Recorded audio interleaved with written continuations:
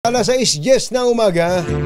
Oy, baka meron tayong mga kababayan dyan po sa Minneapolis, Minnesota. Meron pong, eto na naman, mass shooting. Dyan po sa Minneapolis, sa isang eskwelahan po dyan. August 27 sa Amerika ngayon, di ba? Pambachero. Meron pong misa sa Annunciation Catholic Church and School sa Minneapolis, Minnesota. Dalawa pong bata ang patay dyan. Ang edad 8 at 10 taong gulang. At 17 iba pa ang nasugatan, kabilang ang 14 na mga bata.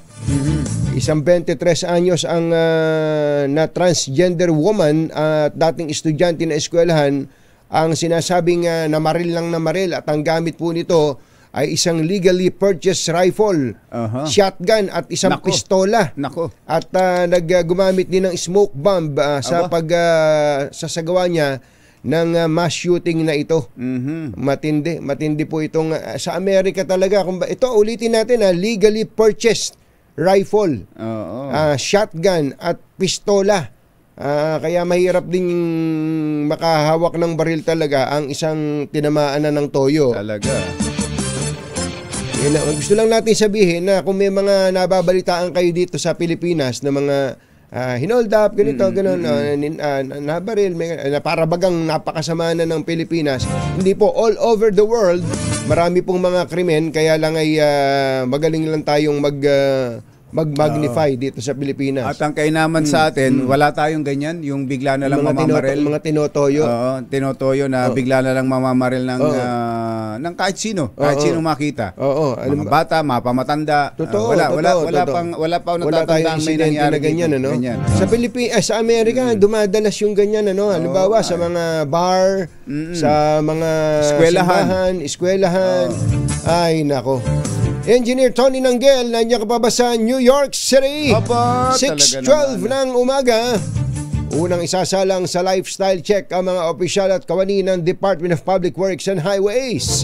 Ito ang inihayag ni Palace Press Officer Claire Castro matapos ipag-utos ng Pangulong Bongbong Marcos ang lifestyle check sa lahat ng kawani ng pamahalaan.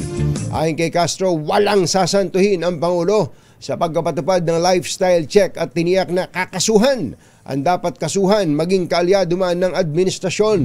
Patuloy din anya na sisiyasatin ang mga record ng DPWH upang matukoy ang nasa likod ng mga palpak at ghost flood projects. Mr. President, ang dapat siguro ay ang unang-unang mangyari, total ay meron naman tayong konstitusyon. Ano yung ating doktrina ng 2x2, kumbachero? Public office is a public trust. Public officials or officers and employees must at all times be accountable to the people. So sa lahat naman ng kaya lang po, Mr. President, wala na tayong nakikitang salin ngayon Wala na. Mula nang magkaroon ng ruling dyan na bago ka makakuha ng salin, kailangan ipagpaalam mo muna sa presinto. Grabe, wala na.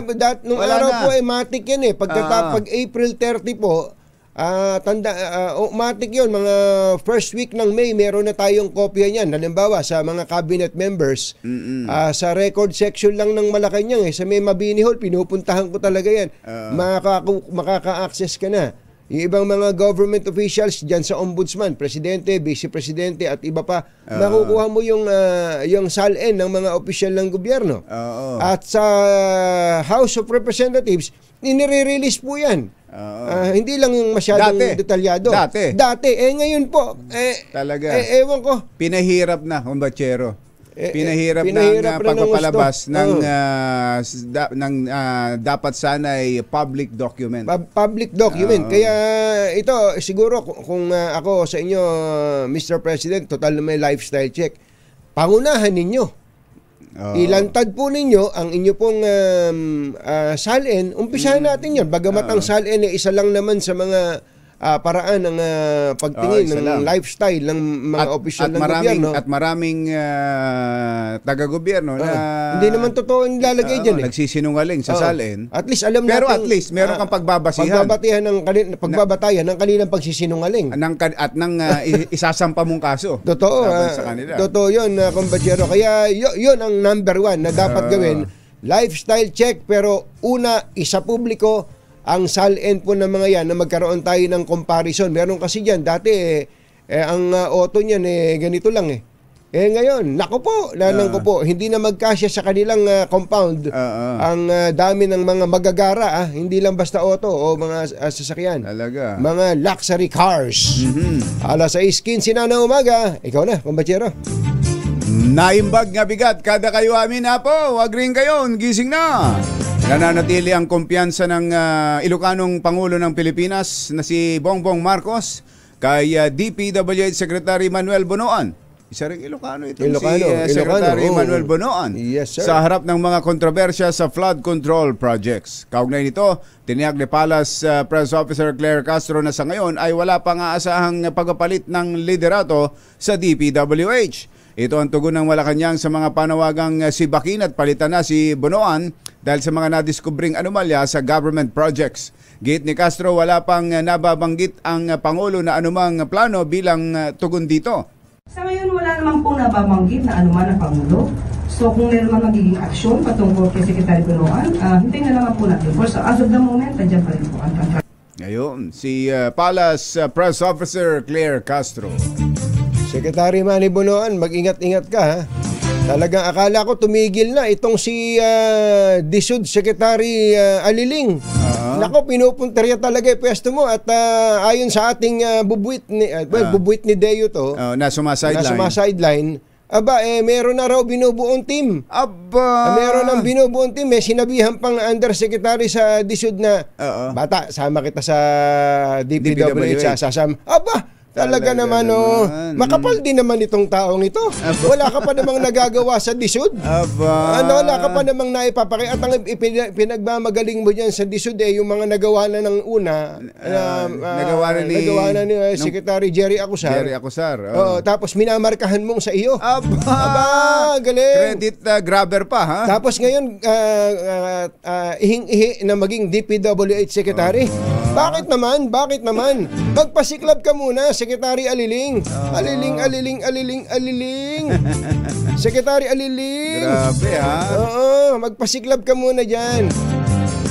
Bago ka mag-ambisyon ng bakit ba gusto nyo sa DPWH? Bakit ba? Naiinggit ba kayo sa mga nanggaling na dyan? Alas 6:18 na ng umaga, susunod! Dito, boy! Meron pong isang matikas na abogado na humihiling na raw po ng dasal para daw po maging totoo ang lifestyle check. Ganun ba? Kailangan na raw po ng dasal. Para maging totoo. Para maging makatotohanan ang lifestyle check. Yun na nga. Mukhang kailangan nga yan. Yan at iba pa sa pagbabalik na ACS Balita. Alas 6:18. ACS Balita. ACS Balita. Ang programang ito ay hatid sa inyo ng ACS Manufacturing Corporation, ISO certified, maker ng world-class quality Pride detergent. Hi! Magandang morning! Ano bang araw today, kumbachero? Today is Laundry Day Friday! Yuhu! At pag Laundry Day Friday, all you need is Pride washing machine detergent. May triple stain away formula, katanggal ang makapit, madikit, malupit na dumitman siya, kaya easy ang labada. Kaya pala mula noon hanggang ngayon, all you need is Pride! All you need is Pride! ACS! Kasama ang 2x2 Tandem Anthony Taberna at Jerry Baja. ACS Balita. Alas 6:23 na umaga, dapat daw pong sabayan ng dasal ang lifestyle check para seryosohin at maging makatotohanan. Sinabi ni dating Integrated Bar of the Philippines President Attorney Egon Cayosa na noon pa man ay ipinag-uutos na ito ng mga nagdaang presidente, itong lifestyle check. Ngunit hanggang ngayon ay wala pa rin natatanggal o nakukulong na mga opisyal ng pamahalaan. Well, hindi na ho bago yan. Marami ng presidente nag-utos ng lifestyle check, marami ng mga department heads. Ang ating unang reaction, sabayan natin ng dasal. Kasakali ngayon, seryoso at tutuhanin na. Kasi nagsawa na ho tayo ng lifestyle check, pero wala namang natatanggal sa trabaho, wala namang nakukulong na merong unexplained death. So, sabayan natin ng dasal. We give him the benefit of the doubt and we welcome yung ganyang mga pronouncement niya. Sana may follow-through. Ang tinig ni dating IBP President Attorney Domingo Cayosa. Pag-aaralan naman ng COMELEC kung dapat panagutin ang mga kandidatong tumanggap ng campaign contributions mula sa mga government contractors. Ayon kay COMELEC Chairman George Garcia, hindi malinaw sa mga umiiral na batas kung ano ang magiging parusa sa mga ito. Sa ngayon ay nakatutok ang poll body sa pag-iimbestiga sa mga kontratistang nagbigay ng campaign donations noong nakaraang halalan at hindi sa mismong mga kandidato. Ito'y nagugat sa naging kumpirmasyon ni Senate President Jesus Cordero na nakatanggap siya ng 30 milyong pisong donasyon mula sa Centerways Construction and Development Incorporated noong kanyang 2022 senatorial campaign. Siya ba mismo ang nag-confirm na si Cheese? Kaibigan niya si Lubiano. Si Lubiano. Alas 6:25 na umaga, nag-reunion ang magkakapatid na Duterte upang bisitahin ang kanilang ama na si dating Pangulong Rodrigo Duterte sa The Hague, Netherlands.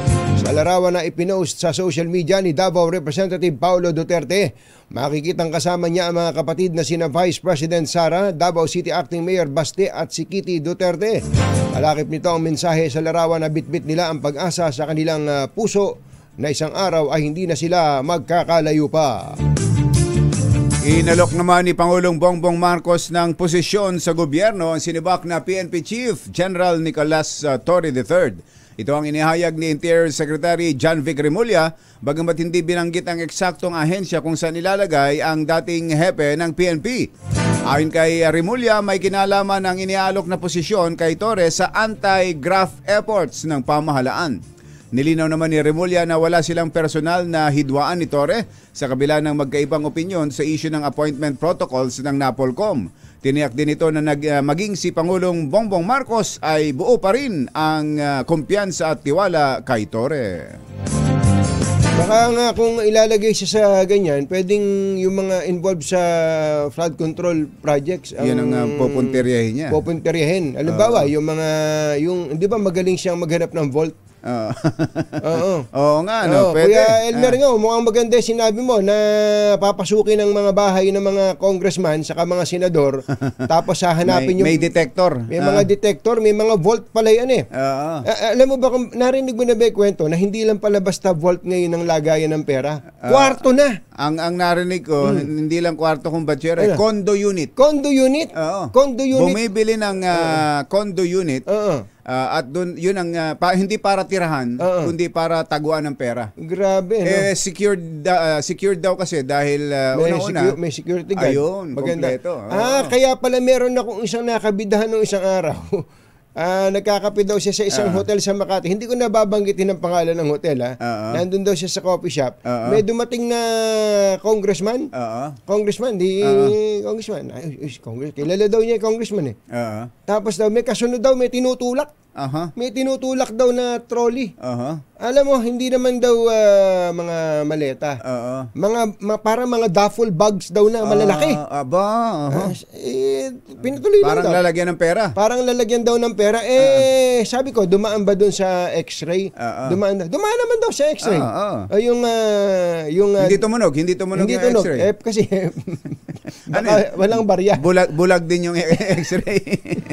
Alam na raw ng mga gwardiya doon. Diba? Alam na ng mga gwardiya. Ay, nako, nanang ko po, Congressman! Masusubaybayan na ng publiko ang progreso ng mga infrastructure project sa bansa. Ito sa pamamagitan ng website na Digital Information for Monitoring and Evaluation o DIME project na inilunsad ng DBM. Ayon kay Budget Secretary Amina Pangandaman, taong 2018 pa unang isinulong ang Project DIME, ngunit ngayon lang naisakatuparan. Sa kasalukuyan, mahigit 7,000 ongoing projects ang maaaring ma-monitor ng publiko sa naturang site, kabilang ang mga flood control projects, school building at government offices. Itinalaga ni Pangulong Bongbong Marcos si Deputy Ombudsman for the Visayas Dante Vargas bilang acting ombudsman. Pinalitan ni Vargas si Court of Appeals Judge Mariflor Punzalan Castillo na nagsilbing acting ombudsman matapos magretiro si Uncle Sam Samuel Martires noong July 27. Ngayong araw sisimulan ang public interview sa 17 personalidad na nag-apply para sa posisyong ng ombudsman na magtatagal hanggang sa September 2. 3 mangingisda ang nasawi, 1 ang nakaligtas habang may 1 pang nawawala matapos silang pagbabarilin habang sakay ng bangka sa karagitang sakop ng bayan ng Tapul sa Sulu. Kinilala ang mga namatay na biktima na sina Ismael at Gerald Muhammad at si Oscar Arpa, na pawang mga residente ng Palimbang, Sultan Kudarat. Nakaligtas naman ang isa pa nilang kasamahan matapos na magtago sa likod ng naglalakihang container ng isda at mga lambat habang nawawala ang isa nilang kasamahan.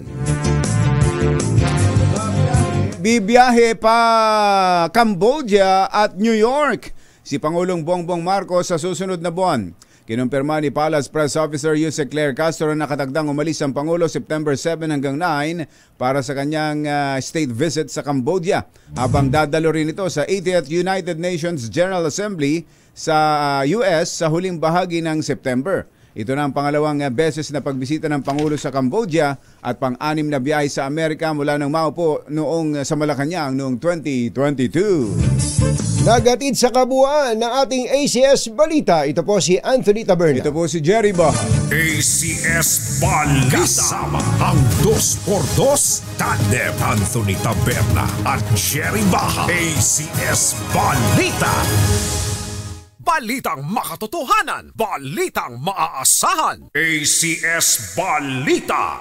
Ang programang ito ay hatid sa inyo ng ACS Manufacturing Corporation, ISO certified, maker ng world-class quality Pride detergent. Lumalatay na komentaryo sa Himpapawid. 2x2. Walang takot sa paghimay sa masalimuot na isyu ng bayan. 2x2. Humahataw na mga balita at impormasyon. 2x2. Ating damhin, ating lasapin ang hagupit na 2x2.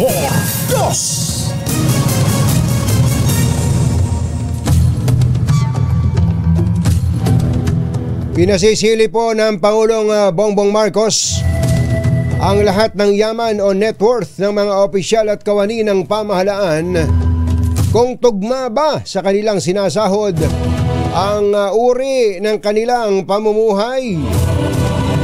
Unang tutumbukin ang mga kawani ng DPWH sa gitna ng investigasyon sa anomalya sa flood control at libo-libong ulat na natanggap ng palasyo mula sa sumbong sa Pangulo website.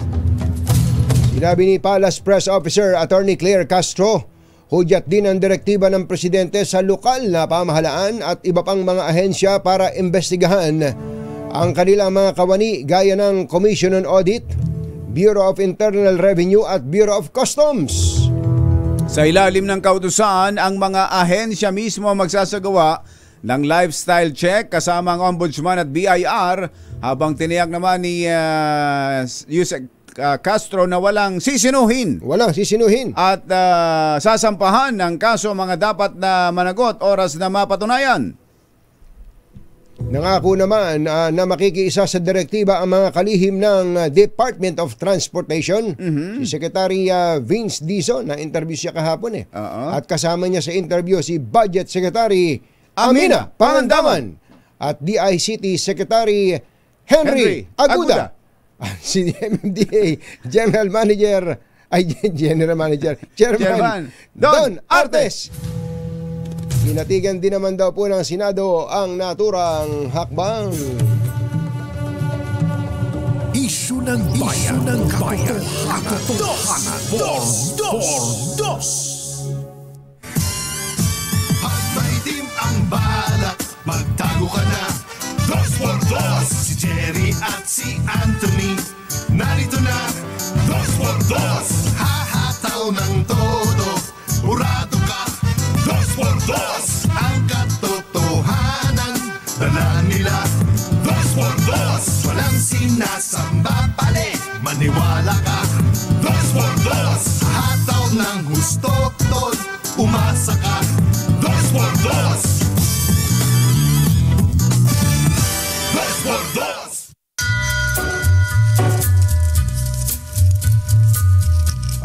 Hi. Maganda morning.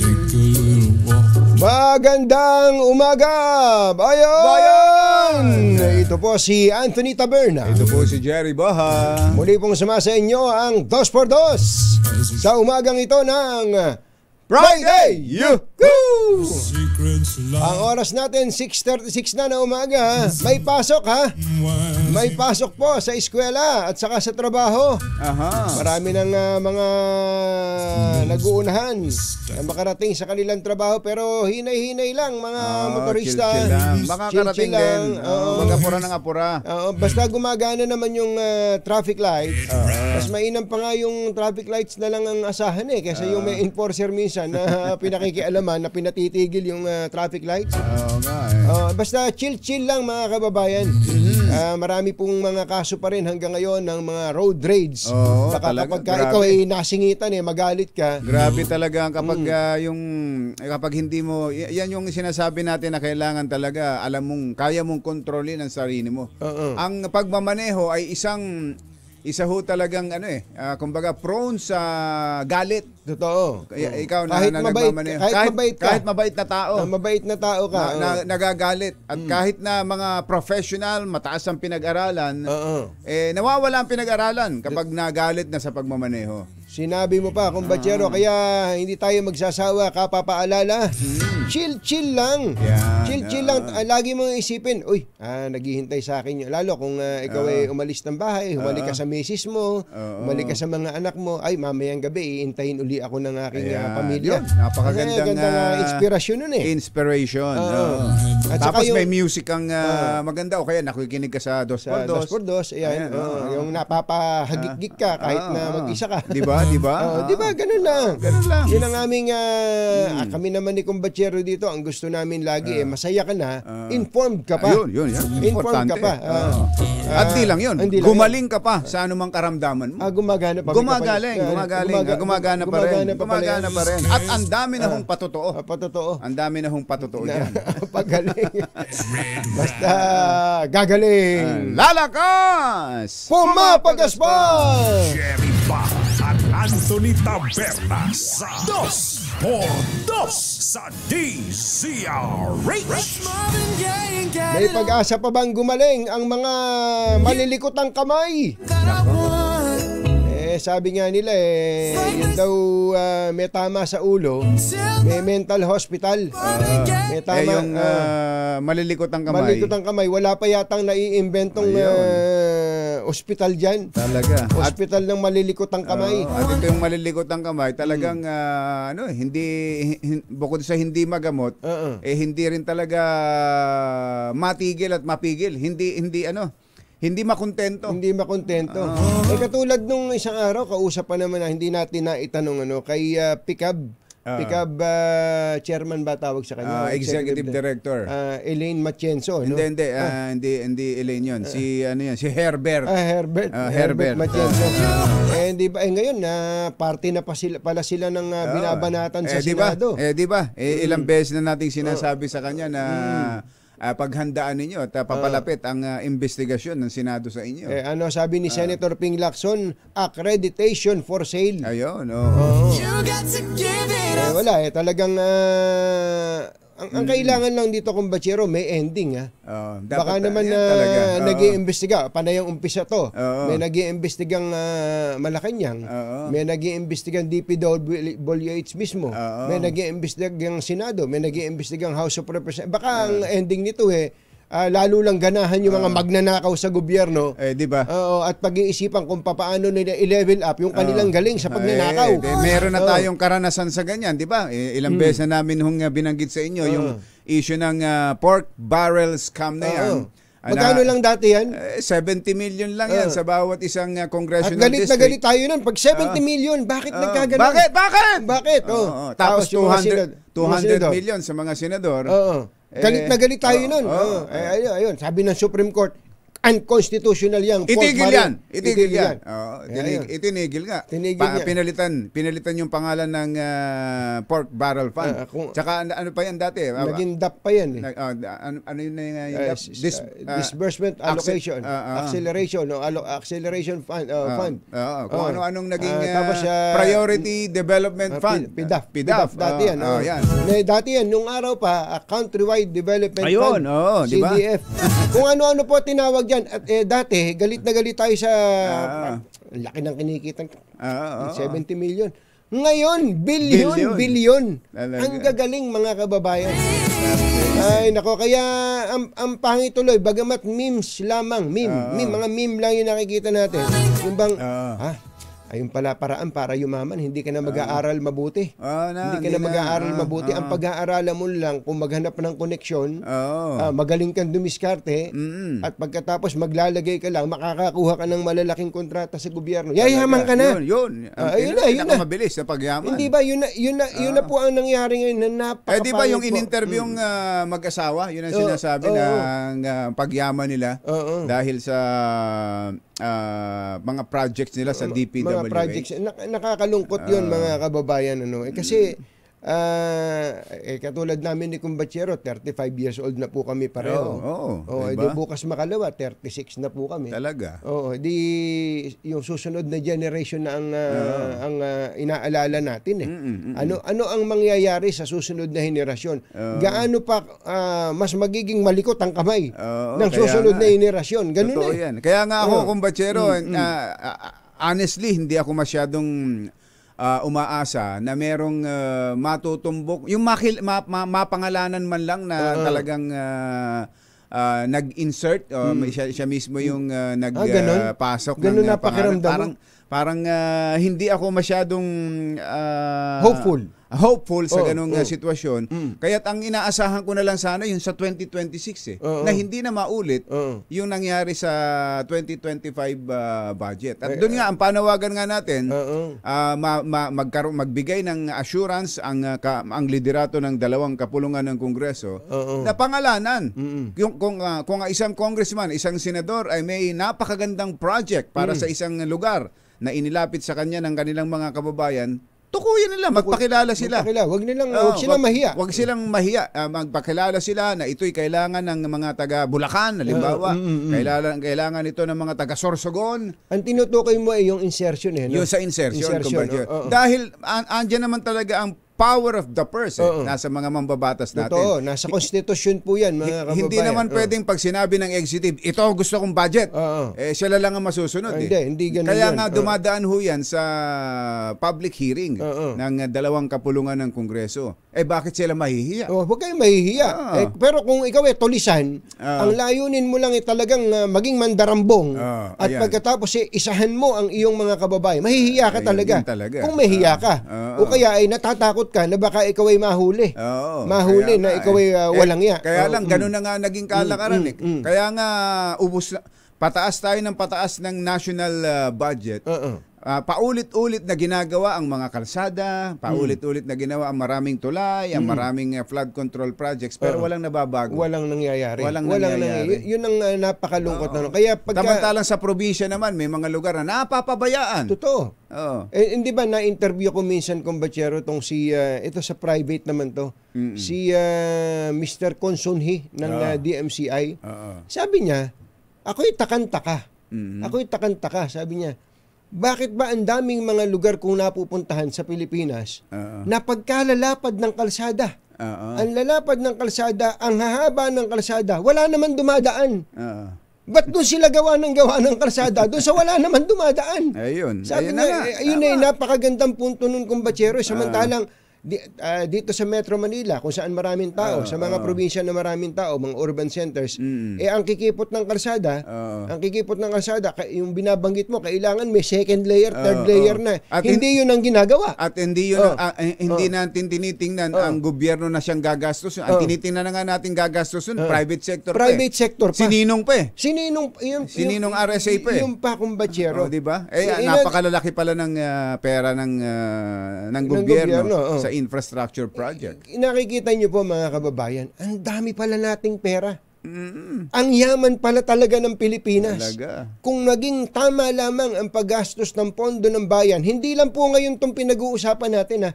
Sabihin na natin post-Marcos era. Yung matandang Marcos, kailan yun? 1986. Mula 1986 hanggang ngayon, almost 50 years na yan, 40 years na yan, kumbatsero eh. Almost 40 years. Imaginein mo kung naging tama na. Kasi ang sinasabi natin, walang yung Marcos nun eh. Ang sinasabi natin, mandarambong yung nakaraan eh. Ang sinasabi natin, dapat palitan yung nakaraan at tama na, sobra na, palitan na. Hindi ba yun ang ating pinagbababanggit nung araw? Pero ang nangyari, pinalitan natin ng mas walang ya. Ng mas matakaw. Mas matakaw, mas tulisan. Pero pumapayag naman kasi tayo eh. Pagka sinayawan na tayo eh. Kapag kinantahan na tayo eh. Kapag inabutan ka na ng barya-barya eh. At sabi mo okay na, yun po, ito pong nangyari sa bayan natin, hindi lang kasalanan nitong mga politiko na to. Kasalanan po nating pare-pareho ito. Masamang tao lang ang takot sa dalawang to. Kaya kung maitim ang balak, magtago ka na! Anthony Taberna, Jerry Baja, 2 por 2. Binabati pala natin. Wag ganun na lang gagawin natin eh. Kailangan na lang nating maging masaya. Pero sana, bagamat pinipilit nating maging masaya, maging parte na lang tayo ng solusyon, mga kababayan, ano? Yung maliliit lang, kumbatsero, yung maliliit, alam natin, medyo nakakagalit yung nangyayari sa malalaki eh. Pero yung maliliit, mga kababayan, yung paglabas mo ng bahay mo, iisipin mo, paano ba ako makapag-contribute dito sa community ko? Paglabas mo ng bahay mo, ang dumi-dumi ng tarangkahan mo, walisin mo. Sabi mo, hindi mo nasasabihin, hindi, dapat kunyan, yung Metro Aid ang maglinis yan. O dapat mga taga hindi, wag nang ganun. Linisin mo ikaw na. Ikaw na mismo yung kaya mo. Tapat naman ng bahay mo eh. Yung basura mo, sabi nga ni Mayor Isko Moreno ngayon, may problema tayo sa Navotas landfill. Magkakaroon ng oras ng paglalabas ng basura. Sundin mo yun. Huwag ka muna maglalabas ng basura kung wala pa namang, hindi naman nakalagay dun sa oras na binabanggit ng local government ninyo. Kung ikaw magmamaneho, sumunod ka sa batas trapiko. Yun lang. Simple. Mga simpleng bagay. Maliliit na bagay. Tatawid ka sa tamang tawiran. Doon lang, kumbatsero, palagay ko, sasabihin mo, pag uwi mo sa bahay mo, nakagawa ako ng mga magagandang bagay ngayon, nakasunod ako sa batas ngayon. Yun lang, tayo lang mga kababayan. Maliliit na bagay lang sigurado pag pinagsama-sama, masasanay na tayo sa paggawa ng tama. Di ba? Sabi ni Ara, tama. Pag sinabi ni Ara na tama, ayos na tayo doon. Ara, wag ka muna uwi, baka bigla kang umuwi naman. Oras pa natin. Makauwi na nga, baka sabihin, makauwi na. Oras pa natin, Engineer Tony Nanggel, 12 minutes bago ang alas 7 na umaga.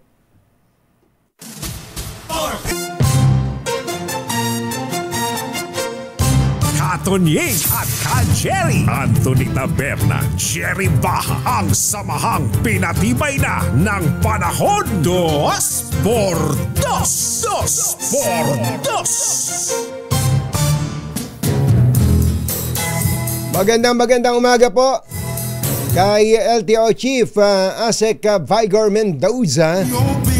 Dami pala nilang mga ginagawa ngayon dyan. Napapagod daw sila kasusunod kay Secretary Vince Dizon. Napakalikot eh. Napakalikot nito si Secretary Vince Dizon. Yung binanggit po ni Secretary na parang ikinukonsider nila at pinag-aaralan yung shame campaign sa mga tulonggest sa kalsada. Pwede rin daw, kaya lang siyempre iniisip din nila yung tinatawag na human rights. Ayan, talaga. Baka biglang pagtripan ng human, alam mo naman yung Human Rights Commission natin. Yan. At paminsan-minsan iisipin din isipin din natin na marami talaga ang tanga. Hindi alam yung Hindi talaga, hindi naman abusado kundi tanga talaga yung hindi alam. Hindi alam na mali yung kanyang ginagawa sa pagmamaneho. Naisip mo yung ating problema, no? Yung problema natin kahit sa tumingin. Napakarami, katakot-takot. Kaya po tayo, halimbawa, nakarinig tayo ng, halimbawa, isang Vico Soto. Nakita mo na inaayos niya yung bidding process sa kanilang lugar. O sige, sabihin natin, maganda yon, natutuwa tayo, dapat ito yung maging presidente natin. May mga nagsasabi, ganun kaagad. Dapat ito maging presidente natin. Pero pag pumunta ka sa Pasig, Combachero, marami ka pa rin makikita hindi maayos Kaya sabihin mo, talagang nobody's perfect. Talaga. Gusto man natin, halimbawa, kaya ba ni Vico Soto? Kaya niya na mag-umpisa ng isang napakagandang krusada. Ano yung krusada? No to corruption. Yun talaga. Pero pag pumunta ka po sa yung mga taga-Pasig na nanonood at nakikinig sa atin, hindi ba sa Pasig ay matraffic pa din? Sa Pasig may mga lugar na may mga nagrereklamo na madumi pa rin. Hindi na problema ni Mayor Vico Soto 'yun. Kaya nga hati-hati dapat yung kaya nga may barangay chairman Kaya nga may barangay chairman, mga kababayan. Dapat lahat may partisipasyon, lahat kikilos. Halimbawa kapag yung campaign against corruption, hindi pa talaga makagawa ng isa lang. Hindi pwedeng isa lang. Ang pinaka-importante diyan ay ma-inspire yung iba na sumama. 'Yon. Makakuha ka ng isa. Bukas makakuha ka pa ng isa. Yung bang unti-unting dumami ang sasali sa campaign against corruption. Hindi kaya ng isa yan kahit ang Pangulo ng Pilipinas. Kahit na ang Pangulo, Combachero, ang sinasabi kasi nila, pag sinabi ng Pangulo, tigil yan, may impact, pero hindi totoong titigil. Hindi po totoong titigil. Gaano karami ba Pilipino? O una-una, gaano ba ang karami ang opisyal ng gobyerno? Gaano karami ba ang ahensya ng gobyerno? Gaano ba karami mayor? Sa mayor lang, Combachero, alam ba, sa Bureau of Fire, Bureau of Fire, di ba, bago ka makakuha ng permit, pagka mag-a-apply ka ng permit sa bahay. Sa paggawa ka ng bahay, o kaya negosyo, o kaya occupancy, lahat. Naku po, ang dami mong dadaanan. Maniniwala ka ba? Hanggang ngayon pala, may nakausap akong developer, Combachero. Siyempre, yung mga ito naman, ayaw namang magsipagsalita. Developer, real property developer. Naggawa daw sila ng mga duplex ba tawag doon? Mga duplex, tapos may single detached. Malaking mga housing. Row house. Mga row houses, malaki daw yung, hindi ko nababanggitin yung pangalan ng lugar at baka matukoy pa ninyo. Alam nyo po, mga kababayan, yun daw mayor humihingi ng number of units doon sa lugar. Talaga. Pinagbigyan na raw nila. Halala, okay na. Pagdating daw nila sa bumbero, humihingi din ng certain number of units. Units po. Doon sa pinapagawa. Hindi man lang sinabing fire extinguisher na lang ang bilhin nyo. Hindi ba?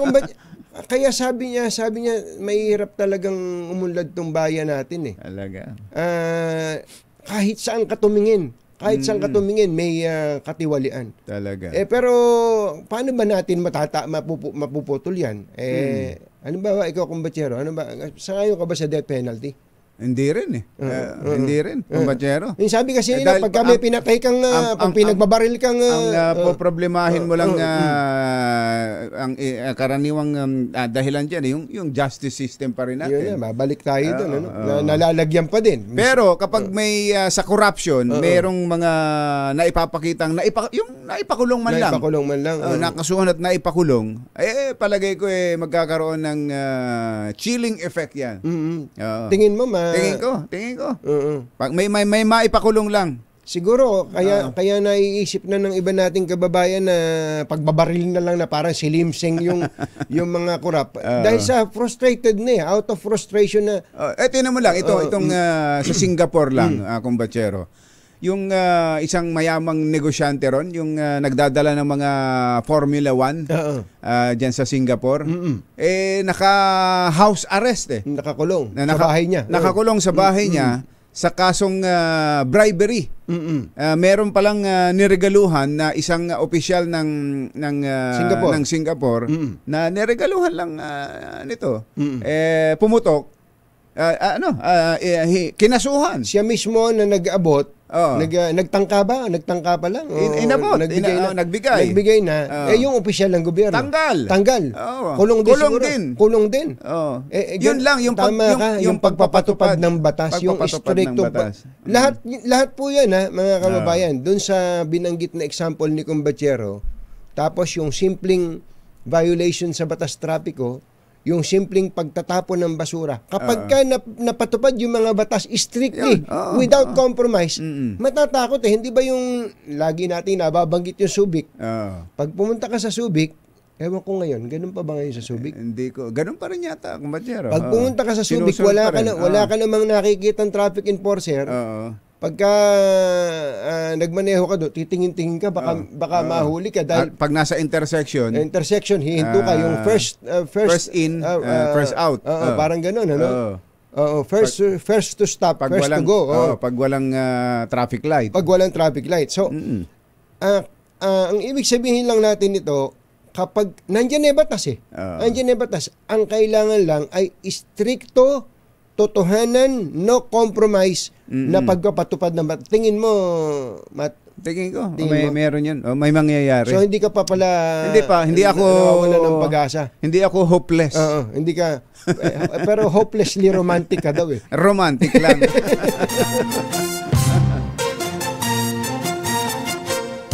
Katonying at Ka-Jerry, Anthony Taberna, Jerry Baha, ang samahang pinatibay na ng panahon. 2x2. Pinapati nga po pala natin ng happy birthday sina retired Air Force General Larry Valenzuela. At retired Police General Leo Angelo Loterio. Si General Bong Loterio. Happy birthday. At ang handaan ni General Bong Loterio. Babanggitin na ba? Mamaya ito. Na. Saan? Dito po sa bandang 6:30 ho ito ng gabi. Diyan po sa kahabaan ng E. Rodriguez Avenue. Doon sa may mga laruan doon sa lugar na yon. Sa Quezon City? Quezon City. Sa Quezon City Sports Club. Ano oras? Alas 6. Nangingumbida po. Si General Bong Loterio. Mga 10 kami. Baka wala naman kayong lakad. Mamaya po yan, hapunan. Ayan, General Bong Loterio. Kauna-unahan sa Pilipinas. NBC Manila Broadcasting Company. DZRH. Member, kapisanan ng mga broadcaster ng Pilipinas. Member KBP. Oras. Kapopoy, 4 na minuto na makalipas ang 7 ng umaga. Balitang bagong-bago. Balitang dapat alam mo. Balitang magdadagdag ng talino. Dahil bagong impormasyon, makibalita. Unang-una sa DZRH. Pangunahing balita. Kasama ang 2x2 tandem nina Anthony Taberna at Jerry Baha. Araw po ngayon ng Huwebes, 28 ng Agosto 2025. Sa ulo ng ating mga pangunahing balita, lifestyle check sa mga kawani ng pamahalaan iniutos ng Pangulong Bongbong Marcos. Ilang kalihim tiniyak ang pakikipagtulungan. Sinibak na PNP Chief Nicolas Torre hindi raw po bitter matapos sibakin bilang PNP Chief. Bagong alok na posisyon, kinumpirma ng Malacanang. PCG Auxiliary maghihigpit ng pagtanggap ng mga miyembro matapos makalusot ang Chinese nationals. Sapat na supply ng bigas, tiniyak ng Malacanang sa kabila ng 60-day import ban, price monitoring, paigtingin. 6 na pong araw na campaign period sa BARM parliamentary election simula na ngayon. 16,000 pulis ipakakalat. Isa sa 3 estudyante na nabagsakan ng debris ng isang kondo sa QC, pumanaw na. At babaeng pulis, nireklamo ang 2 kabaro ng pangahalay sa loob mismo ng police mobile sa Marikina. Naku po, inang bakang dalaga. Parang napakahirap paniwalang may nangyayaring ganyan sa Metro Manila, no? Oh. Ay, naku. Magandang umaga, Luzon, Visayas at Mindanao. Good morning, Philippines. Hello, world. Kami po ang inyong mga tagapagbalita. Ito po si Jerry Baha. Ito po naman si Anthony Taberna. At ito ang... Pangunahing balita. Bago lang tayo magbalita, mamigay muna tayo ng pera. Yan sa barangay Tanza 1 na Botas ay may nahuling nakikinig sa DZRH ang ating malakas agent Sherwin Alfaro. Sherwin! Go, go, go! Yes, Katoming, Jerry, dito nga sa napakatahimik at napakagandang barangay na Tanza 1 sa Nabotas. Alam nyo bang alamat ito na noong unang panahon, meron ditong isang napakaganda posteryosang guro na nagtuturo sa Isabelo de los Reyes Elementary School na taga dito sa Tanza 1 na nakilala at naging simbolo ng kagandahan siya, si Aling Tessie. Yan, si Aling Tessie ng Tanza Nabotas. Ngayon nagdiriwang ng 90th birthday at siya ang aking lola. Happy birthday. Dito sa Tanza Nabotas. Oo. Very familiar ako dito sa lugar na to. Kaya nung matuntun ko itong isa sa mga tagapakinig ninyo na nandito sa looban na at tignan mo naman, ito'y binahan noong kasagsagan ng bagyuhan ng mga nakaraang habagat. Gano'ng kalalim? Gano'ng kalalim daw dyan? Hanggang Bewang, hanggang Singit. Hanggang Bewang. Yan, malapit sa sulok-sulukan yan. Pero etong inabot na kasulok-sulukan talaga. Magandang umaga po. Good morning. Good morning. Kayo po'y palagi nakatunin sa DZRH. Ito yung kanyang tablet, naka-DZRH. Pangalan niyo po? Renato de Ocampo Dimla. Si Tatay Renato Dimla. Yan, taga dito sa Barangay Tanza 1. Kayo po'y tatay ni Kaperly. Oo. Ayan. At tatay ni Kaperly, mahilig makinig ng radyo. Ito si Kaperly. Ayun! Aba! Naman, wala ba tayong pichi-pichi? Ate Perly, wala ba? Good morning! Wala ba tayong pichi-pichi dyan? Lagi nakabukas dyan wala ng TV. So wala na tablet na lang. Aba! Pinang namin. Oh, pero paborito niya talaga ang 2x2. Oo na, pati nga nung, di ba, binalibag yung coffee shop ni Balikan. Binaril. Binalibag. Binaril, pero hindi si Jerry Baha yun, ha? Dahil paborito mo ang 2x2, eto meron ng 1,000 pesos. Yehey! Ay, salamat. Pambili ng gamot at syempre, para hindi ka na umasa lang sa tablet na nanonood, eto meron ka pang DZRH 2x2 mini combo. Mini component. Anthony Taberna at ni Jerry Baha. Yan ang pwede kong dalhin niya pag naglalakad ako dyan sa... Ayun, pwede. Lalagyan lang ng baterya. Yan, babateryahan lang. Ayos yun para lang na pakinggan din, gano'n. Yun, wala nang pati na pakikinig sa 2x2 kahit kayo nag-exercise. Kayo nag-exercise kanina. Oo, nasundo ako ni Siling, dyan sa Doña Aurora. Ayun. Doon mag-interview. Oo. Ay nako, kilala niyo ba si Aling Tessie? Gusto niyo mabatiin si Aling Tessie na happy birthday. Happy birthday, Aling Tessie! Yuhuu! Happy birthday! Happy birthday! I love you! Yan ang aming mga taga-Tanza Nabotas, kilala ang aking lola. dito sa Tansa Nabotas. Kung saan, talaga namang maraming salamat sa inyo patuloy na pagtutok sa Si Ate Perly, interviewin mo. Oga Jerry, happy birthday po sa nanay ko noong 22 na yung August. Ang tatay ko po sa noong 16 po. Happy birthday po sa kanila. Ano handa? Mga Pichi-pichi. Pichi-pichi daw ba? Pichi-pichi. Pichi-pichi. Saka spaghetti. Yun. Maraming salamat, Ate Perly. Thank you. Maraming salamat. At syempre sa mga nais mo namin ng mga taas at perso tayo tungkol sa Diesel H, baka na susunod natin win na Diesel H Malakas promo. RH number 6, Sherwin Battle para Diesel H. Nasa Pilipinas. Nasa Pilipino.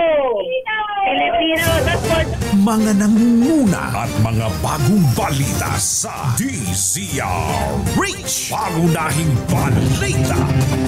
Alas 7:11 na ng umaga. Iniutos ng Pangulong Bongbong Marcos ang lifestyle check sa lahat ng opisyal at empleyado ng pamahalaan. Ito sa gitna ng patuloy na investigasyon hinggil sa mga ulat ng anomalya at irregularidad sa mga proyekto ng gobyerno na may kinalaman sa flood control projects. Ayon kay Palace Press Officer Yusek Claire Castro, bahagi ito ng mas malawak na pagsisikap ng Pangulo na matiyak ang integridad at accountability sa loob ng pamahalaan. Unang tutumbukin ang mga kawani ng DPWH sa gitna ng investigasyon sa anomalya sa flood control projects. Samantala, ilang cabinet members na ang nagpahayag ng pagsuporta at kahandaan sa lifestyle check na kinabibilangan ni na Budget Secretary Amina Pangandaman, DOTR Secretary Vince Dizon, DICT Secretary Henry Aguda at MMDA Chairman Don Artes. Pumanaw na ang isa sa mga estudyanteng nabagsakan ng tipak ng semento na nahulog mula sa isang kondominium sa Tomas Morato, Quezon City. Sa social media post ni Jason Baldonado, ama ng biktimang si Carl Hayden Baldonado, kinumpirma nito ang pagpanaw ng anak. Ayon kay Baldonado, pinakamasakit bilang isang magulang ang maghatid ng anak sa huling hantungan. Nagpaabot naman ng pakikiramay ang Quezon City Local Government sa pamilya ng estudyante.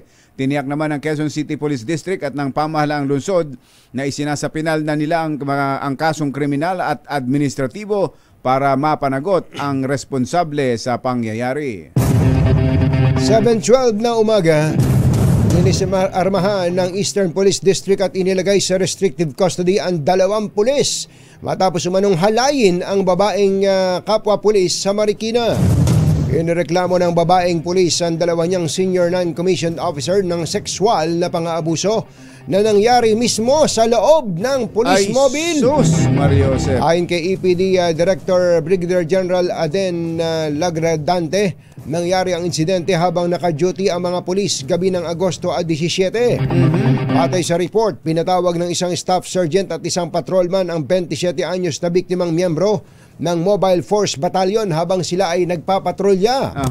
Pero nang magsama-sama na ang 3 sa loob ng police mobile, dito na sinasabing naganap ang pangmumolestya. Sinabi ni Lagradante sa DZRH na maaaring maharap sa kasong kriminal at administratibo ang mga suspect depende sa magiging resulta ng investigasyon. Nirecall lang muna sa kanyang assignment ang biktimang inalalayan din umano ng EPD sa mga gastusin gaya ng medical expense. Tiniyak ni Lagradante na hindi nila kukonsentihin ang naturang kalokohan sakaling mapatunayan. Grabe yan. Magrereklamo ba yung policewoman ng ganon? At saka syempre, kung talagang may rape na nangyari, merong medical, may findings yan, kumpatsero. Medical examination. Kung 17 pa to nangyari, anong petsa na ngayon? 28. So 11 days ago. Sana naman lumabas ang katotohanan dyan. Patay ang isang mister at ang kanyang buntis na misis matapos pagnakawan at pagbabarilin sa highway ng barangay Ugalingan, Carmen, Cotabato. Kinilala ang mga biktima na mag-asawang sina Jezreel at Jean Ramirez. Batay sa police report, sakay ng multicab galing sa Kabakan, Cotabato ang mag-asawa at pauwi na sa bayan ng Carmen ng parahin ng mga sospek. Nang huminto ay nagdeklara mga ito ng hold up, kinuha ang kanilang pera at mamahaling gamit, saka sila pinagbabaril. Gamit ang kalibre 45 pistola. Dead on the spot ang lalaki habang naitakbo pa sa ospital ang misis bago binawian ng buhay. Inaalam pa ang pagkakakilanlan ng mga salarin. Alas 7:15 na ng umaga. Hindi daw po bitter at lalong walang sama ng loob si dating PNP Chief Nicolas Torre III kay Pangulong Bongbong Marcos sa biglaang pagkakasibak sa kanya sa pwesto. Ayon kay Torre, in due time ay maglalabas din daw po siya ng opisyal na pahayag kaugnay ng pagkaka-relieve sa kanya bilang PNP Chief. Gayun din kung magre-retiro siya o hindi. Gayit ni Torre, hindi niya inisnab ang Assumption of Command ceremony para sa bagong PNP OIC na si General Jose Melencio Nartates Jr. kaya't sana'y wag anya itong gawan ng issue. There's up to this moment there's no turnover to speak of. Ang relief ko is for the appointment. I have to still get guidance whether I'm fired from the PNP so that I will lose my 4-star general. And that's quite a different thing. No. Kasi out of the service, ano ibig sabihin, sir? Ano ibig sabihin, sir? I'm still a policeman with a 4-star general rank. Kaya hindi po kayo nandun sa turnover? That is assumption of office kasi nung the night before I was relieved and the office is empty. The office is vacant. So, it has to be filled, and it was filled the next day. Pero hindi niyo po naisipang mag-early retire? Wala sa... That will be part of my statement. Samantala, kinumpirma ni Torre na naka-leave siya, magbabakasyon muna at maglalabas ng statement sa tamang panahon. Sinabi rin ito na nananatili ang kanilang maayos na samahan ni DILG Secretary John Vic Remulla sa kabila ng mga kumakalat na espekulasyon na meron silang hidwaan. May inialok na bagong posisyon sa gobyerno para kay General Nicolas Torre. Ito ang kinumpirma ni Palace Press Officer Attorney Claire Castro sa briefing sa Malacanang. Ayon kay Castro, hindi pa tinatanggap ni Torre ang alok na posisyon kaya't hindi muna nila ito isa sa publiko. Pinuri rin ng palasyo ang dating PNP chief na isang mahusay na public servant kaya dapat pa rin itong magsilbi sa bayan. Itinanggi naman ng Malacanang ang pahayag ng Makabayan Block na may lumalawak na lamat sa pamahalaan kasunod ng pagkakatanggal kay Torre.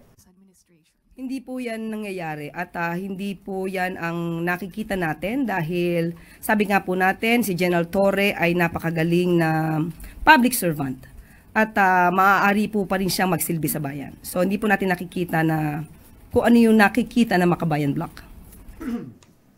Si Palace Press Officer Attorney Claire Castro. Susunod! Dito po! Nakakausap natin ang isang public servant. Handa ba siyang magpa-lifestyle check? Ayan. At dating Congressman Eric Buhain, inginuso. Ano? Inginuso ng district engineer na nahuli dahil sa panunuhol. Ano kaya yung pagkakanguso? Mahaba kaya ang pagkakanguso na parang si Kuhol? Yan at iba pa sa pagbabalik ng Pangunahing balita 7:18 Tamberna at Jerry Baha DZRH Pangunahing balita.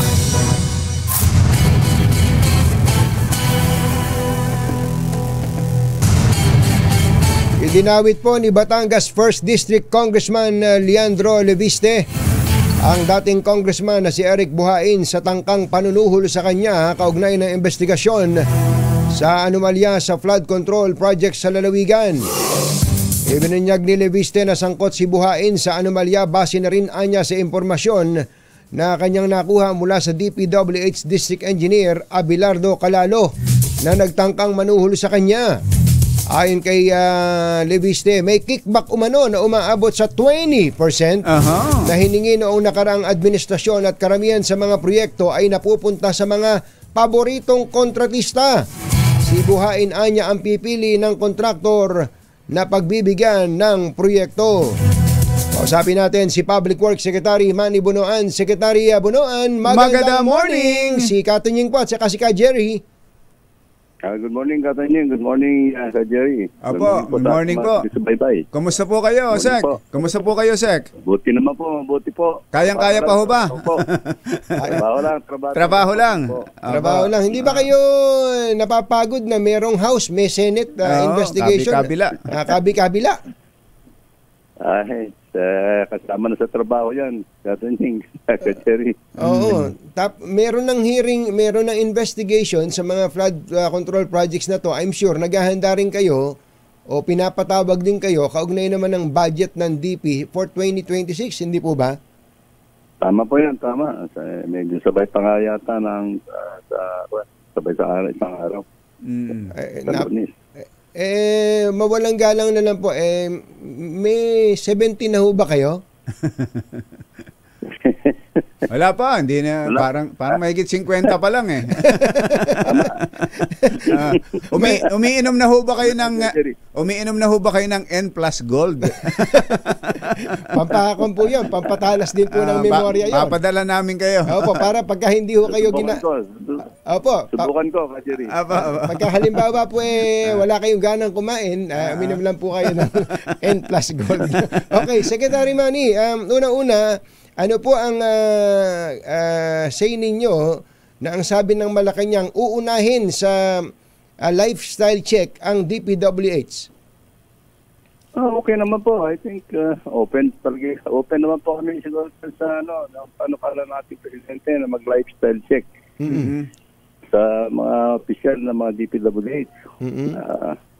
Open naman po yata yan. Kayo po, for one, bilang head of the agency, pwede bang kayo na ang mag-volunteer na maunahan nyo na? Okay lang po. Wala naman po ako dyan, mag-lifestyle check. Kayo po, ilang taon na ho ba kayong nagsisilbi sa DPWH? Nagkaroon ng interruption no? Pero kung ito total, ilang taon na ho ba kayo empleyado ng DPWH? Nag-retire po ako having been in the Department of Public Works and Highways for 44 years. 44 years. Tapos, napunta ako sa private sector for 9 years. And then, bumalik po ako ngayon dito sa DPWH po. Opo. Kaya ko po tinatanong, siguro naman, nakaipon na kayo noon kung 44 years na kayo. May bahay naman siguro kayo na. Handa ho ba kayong kumbidahin kami, Secretary, sa bahay ninyo? Mag-house tour po tayo. At ipakita nyo sa amin ang mga sasakyan ninyo. Ano mo po? Meron po ba kayong Lamborghini? Yan. Ano yun? Wala siya niyan. Wala. Ngayon, nalaman na namin, Secretary, na wala kayo nun. Meron po ba kayong Ferrari? Ferrari. Meron po. Meron? Meron kayong Matchbox. Meron po ba kayong Bugatti? Yan. Nako, hindi ko na alam yun. Kaya po namin tinatanong dahil meron daw po pala kayong district engineer na katakot-takot ang luxury cars at saka mga ano ba tawag sa coaching ganun, kumbachero? Mga sports car. Sports cars, opo. Sports car. Oo. Mukhang doon pa lang po, Secretary, di ba parang pumapasok daw ho yung ng opisina yung ano na yun yung district engineer na yun ng naka-Ferrari, Secretary. Gano'n? Oo. Wala pala kayong binatbat, Secretary. Pampasok pa lang pala sa opisina yan. Pampasok lang niya sa opisina yun. Pampasok pa lang sa opisina yan. Actually, kaya natin pinag-uusapan to at pinipilit nating maging magaan ng talakayan. Pero meron talagang makakapalang mukha. Dati po, Secretary, yung ibang mga tulisan sa gobyerno, medyo nahihiya pa. Kung papasok sa opisina, naka-sedan lang na 1982 model. Naka-FX lang. Naka-FX lang, gano'n. Pero pagka pumunta ka sa bahay, kagagara ng mga sasakyan. Pero ngayon, hindi na nahihiya. Hindi lang po hindi na itinatago. Hindi na po itinatago, Secretary. Meron po ba kayong kilalang gano'n? Parang may nababalitaan akong ganyan, Kasanying. Dito po sa DPWH mismo? Anong naman, hindi naman karamihan yung narinig kong ganyan. Opo. Mga ilan po?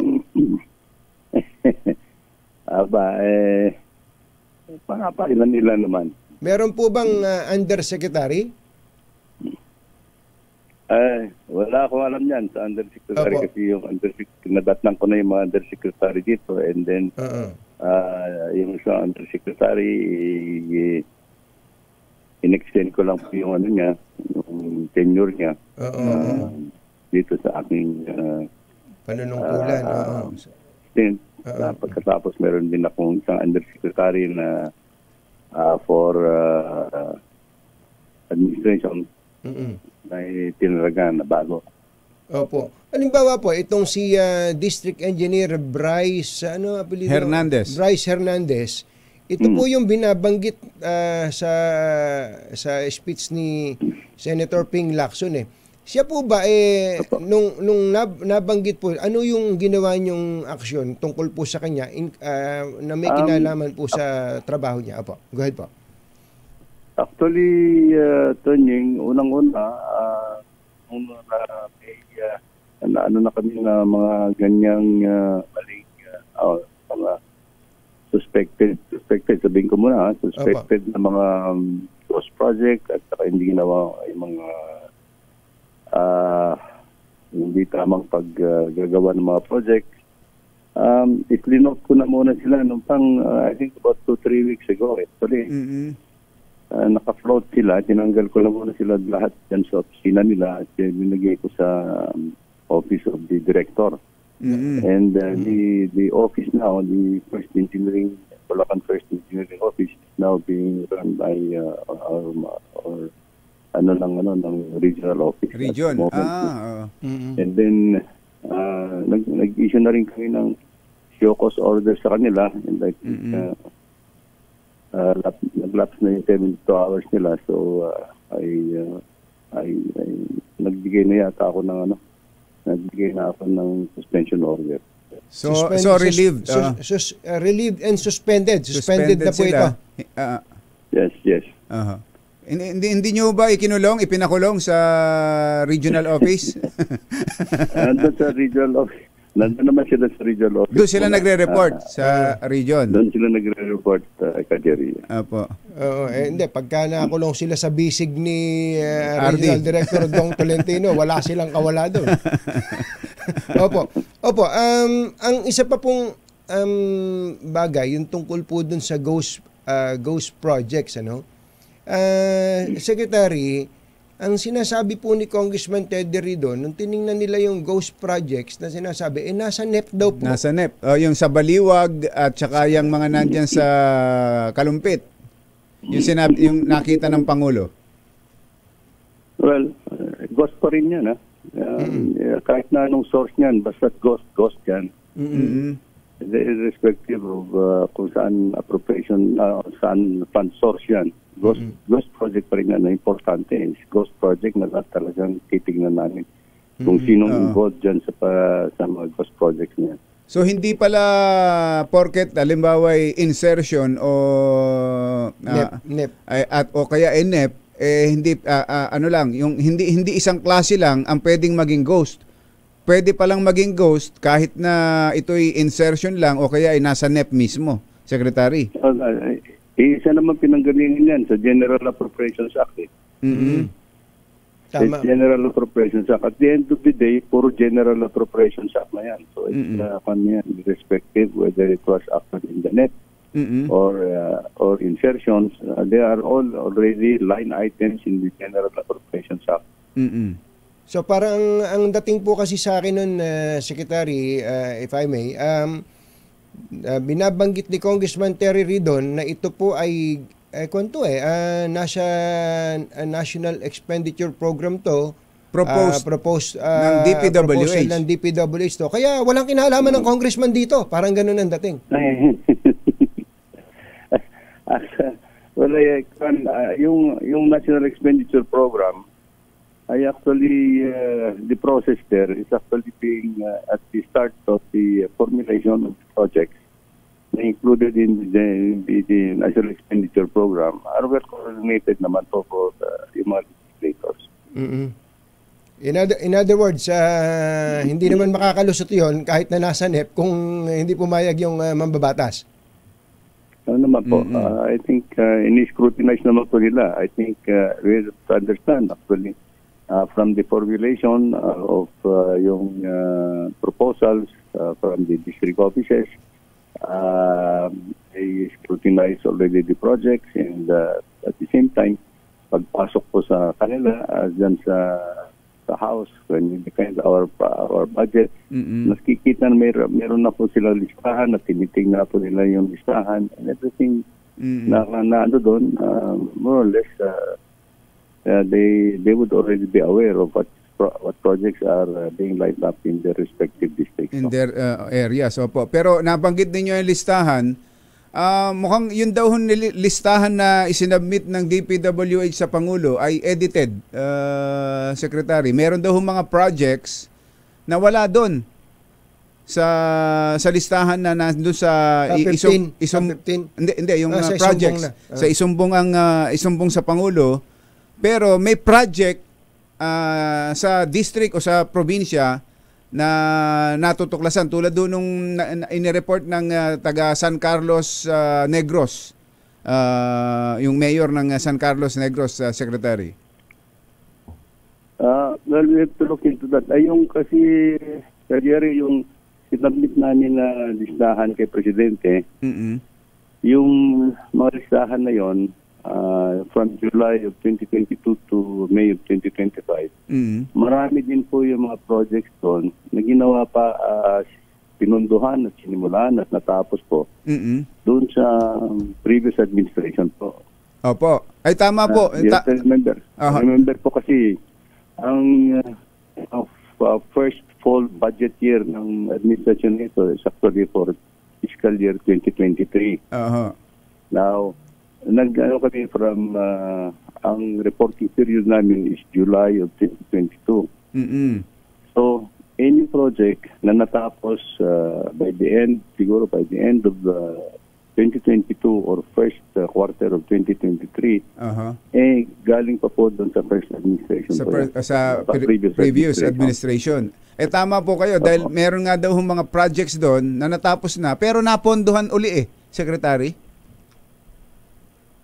Hindi ko na po kung napunduhan ulit in the same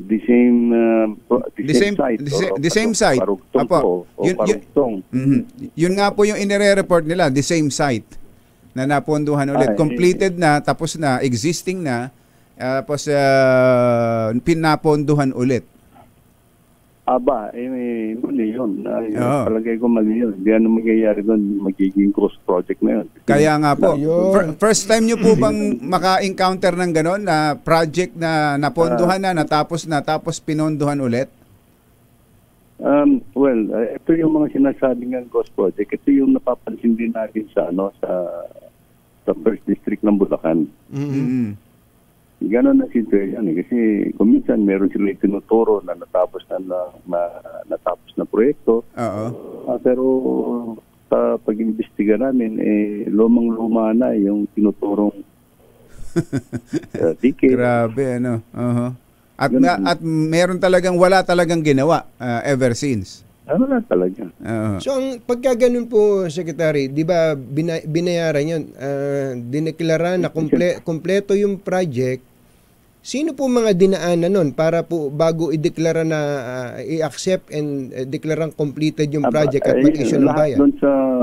Lahat doon po sa involved sa project implementation from project engineer. Sige po, isa-isahin po natin, Secretary. Project engineer, ano pa po? Project engineer, yung inspector. Yung assistant district engineer, yung district engineer, kasi sila ang magpaproseso ng pambayad. Sila ang mag-certify na nagawa yung project. Nandun din po yung COA. Na nagsabi, tapos na yung project because the final payment has to be audited. And, may quality assurance unit pa ho kayo, di ba? May quality assurance din unit nila sa district. Sa district, pero meron din sa national, di ba, Secretary? Meron po, pero sporadic lang po namin. Sporadic, parang random lang, ano? Random lang po yung ginagawa namin. Random. Let's say random. Random lang po yung yung pag QQA, yung quality assurance unit in some of the projects po. Meron pa hong binabanggit na Bureau of Research and Standards na nagsasagawa daw po ng regular inspections. Meron pa ba nun? Meron din po for certain types of projects po na technical na konti yung projects. Pinapasa-pasadaan po namin doon sa quality standards bureau namin. Yun sa Bureau of Quality and Safety, yun ho talaga. So sa lahat ng projects meron talaga dapat na nag-i-inspection from Bureau of Quality. Yeah, random po. Puro random dahil sa dami, no. So ang pinaka in charge sa quality audit nasa district engineering office din pala. Kasi they have the full authority to implement at a certain threshold. Full authority po sila Full authority na sa kanila. Wala hong mag-check man lang from central office. Meron kaming kasi sa central office, they have to report yung dito sa project monitoring application namin, computerized, na meron sila yung isasubmit po nila yung JOTAG ng project, picture ng project before, during and after, yung ganon. And sino contractor, magkano yung amount, magkano yung bid. These are the basic information that is fed to our monitoring platform po. So ang nangyari po dito yung actual na status, yun po yung unfortunately we only rely on the pictures. Yung kung ano yung isinubmit sa inyo, doon na lang nagre-rely. Wala ho ba man lang nag-check kahit na sa satellite lang? Kung may geotag may geotagging na kung may nangyaring may nabuong geotagging naman. May geotagging naman. Pero ang galing nila, Secretary, nakalagay sa geotag merong project completed.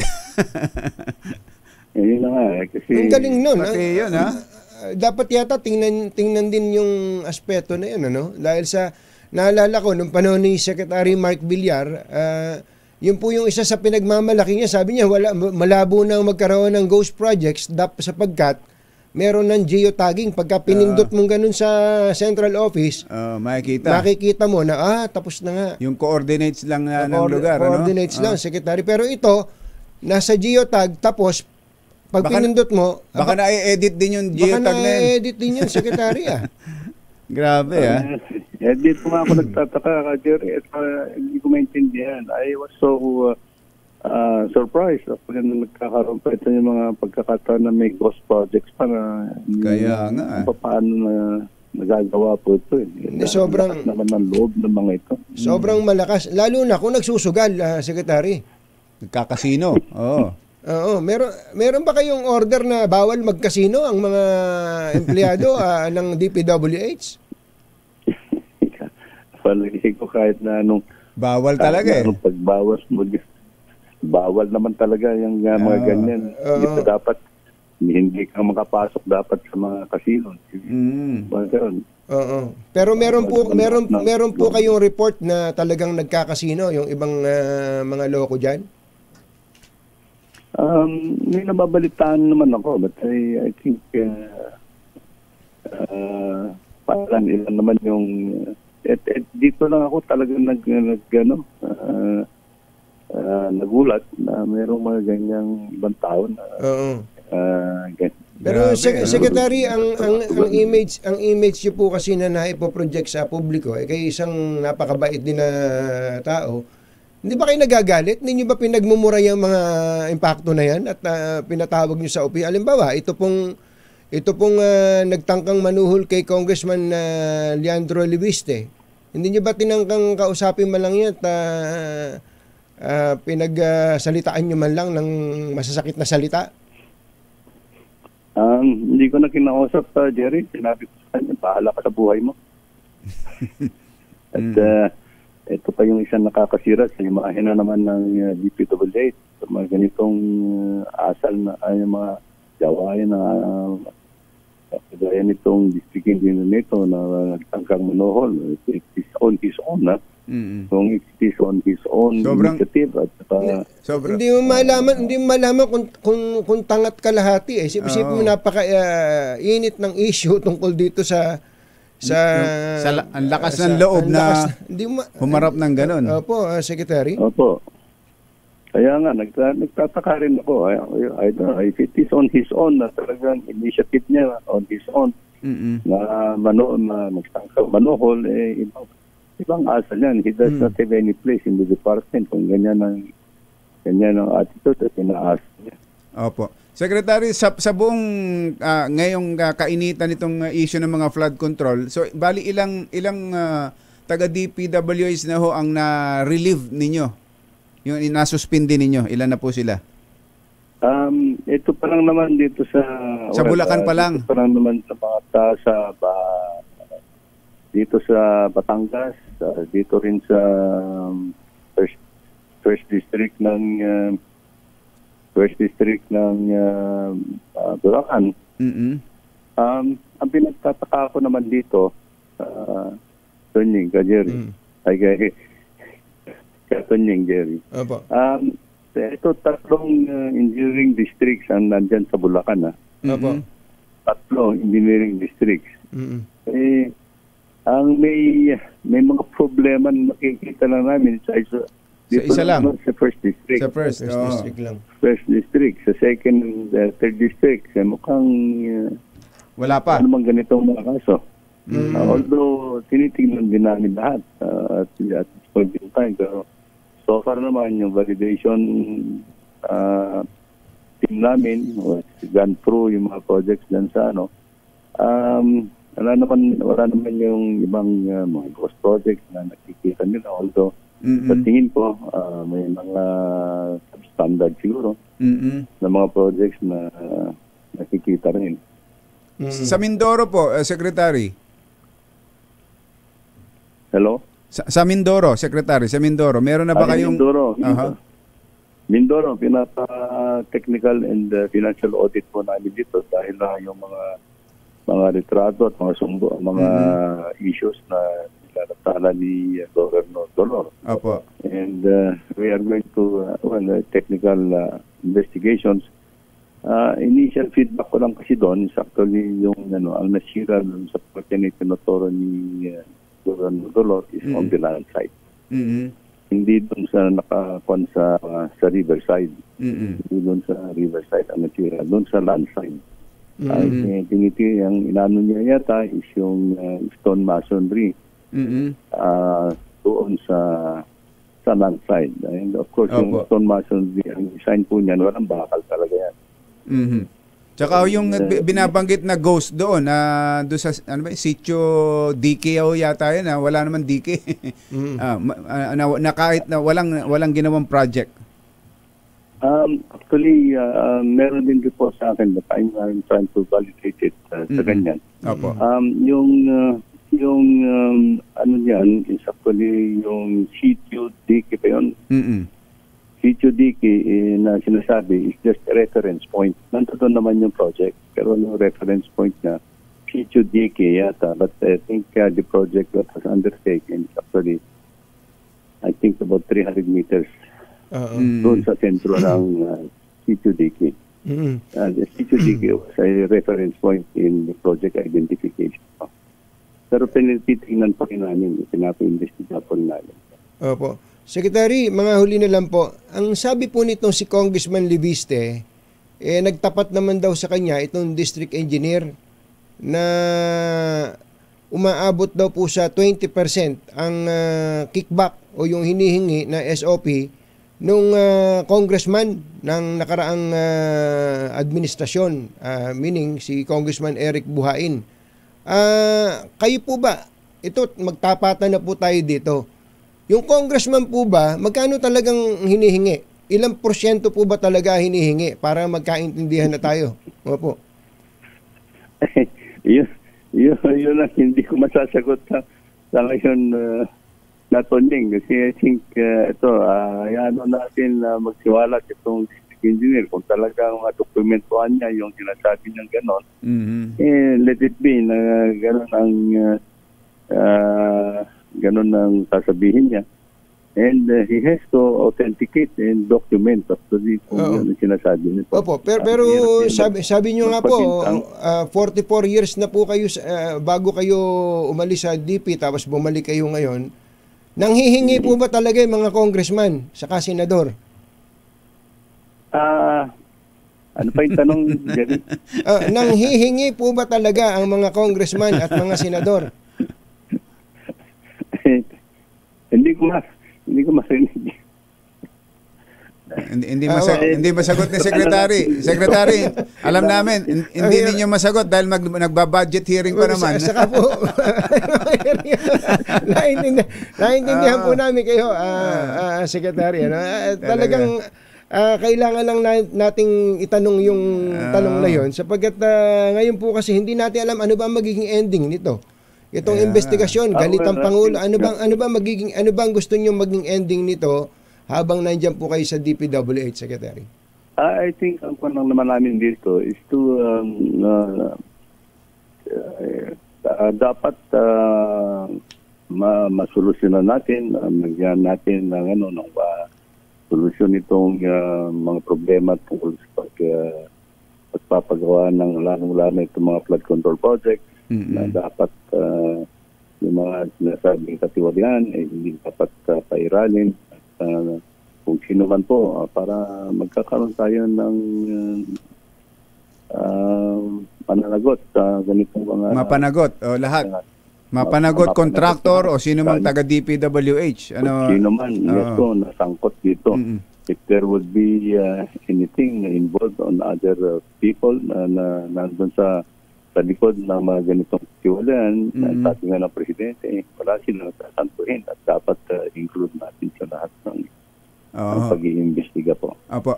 Sec, maikli lang panghuli, yung pinisita ng Pangulo na rock control, hindi naman ito flood control, rock control naman do sa Benguet. Rock tunnel, rock shed. Sabi ng Pangulo, useless yun. Pero sabi ng mga taga DPWH doon hindi naman talaga useless at sa katunayan nasalo niya yung mga nasa tapat niya. Hindi lang siya talaga tapos pa dahil walang budget. Wala pang budget. Nung puntahan ninyo, ano ba nakita ninyo? Well, tama naman yun sa ating Presidente. Nung nakita niya talagang it's not going to be safe na sadaanan sa mga sasakyan niya kasi nauka po yung ilalim ng rock shed. Sa akin din yun po, hindi po pwedeng padaanan ng general traffic yun. At least na mabigyan ng malagyan ng support na naman sa baba ng rock shed. Ilalim. Until such time na magkaroon po na ma-stabilize yung foundation ng rock shed. Then siguro we'll see kung we will not allow actually na dapat gamitin ng general traffic at this point in time until hanggang magawa yung ilalim. Yung foundation sa ilalim. Kasi malaki po yung oka doon sa ilalim. Nakita ko na po. Okay. Secretary, salamat po sa inyo at kami po nagpapasalamat kahit na ang daming tumatawag sa inyo sinasagot nyo pa rin po kami dito sa DCRH. Thank you so much. Magandang umaga po. Thank you, Sec. Magandang umaga kayo. Katunying, salamat po sa pagkakataon. Thank you. Mga nangunguna at mga bagong balita sa DCRH. Pangunahing balita. Secretary Manny Bonoan. Kakaawa. Naawa ako kay General Nicolas Torre kahapon. Naawa na rin ako. Ang dami na pong humihingi na siya mag-leave o mag-resign. Si Baken dahil po sa pangyayari sa DPWH ngayon na marami pang nahahalukay kumbatsero, hindi pa po ito tapos. Yung iba naman, imbis na matakot, lalo yatang ginanahan. Lalo pang ginanahan sa paggawa ng kalokohan. Talaga. Nako. Mr. President, maganda po itong lifestyle check na ito. Pero, ang totoo, kahit walang lifestyle check may intel naman po kayo You can engage the services of Nika, ISA, at iba pa. Alam nyo na po yun.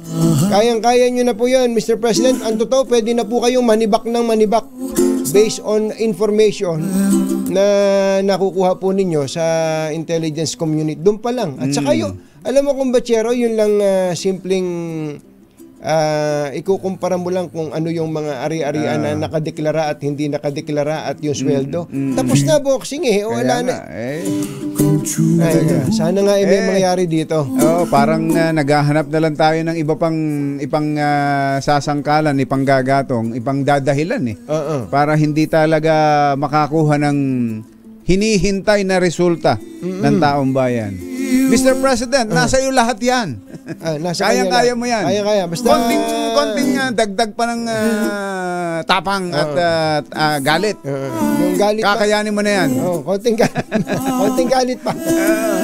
Ito po si Anthony Taberna. Ito po si Jerry Baha. Hanggang sa susunod na hambalos at hagupit ng 2x2 Damdaming Bayan. Susunod na.